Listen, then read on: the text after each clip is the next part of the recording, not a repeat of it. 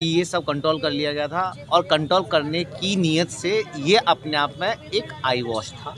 सिर्फ धोखा देने का काम किया है प्रशासन ने, सरकार ने और एसएचओ समेत जितने भी लोग थे। ये इनकी आपसी रजामंदी से की गई कार्रवाई थी, जो कि अब फीकी पड़ती नजर आ रही है। इन्होंने जो भी किया ये सिर्फ और सिर्फ दिखावा था, छलावा था।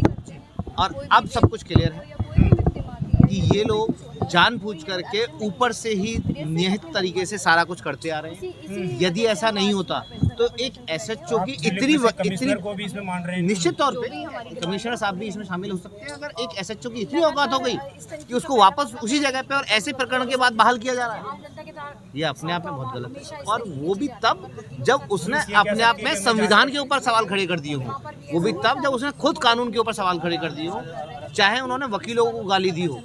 वकीलों को गाली देने का मतलब अपने आप में जुडिशरी को गाली देना है, क्योंकि बार और बेंच मिलकर के ही जुडिशरी का निर्माण करती हैं। तो इसलिए ये जो गाली दी गई है ये जुडिशरी को डायरेक्ट गाली गई है, और जुडिशरी को गाली दी गई है तो ये संविधान को गाली दी गई है।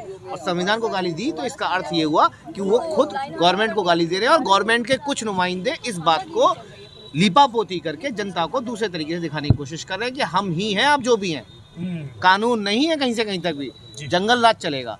कुछ 2 दिन पहले की घटना है, उत्तम नगर में भी एक ऐसा ही वाकया समझ में आया, जहाँ पे आपने भी देखा होगा पत्रकारों के साथ भी इन्होंने ये बदतमीजी की है।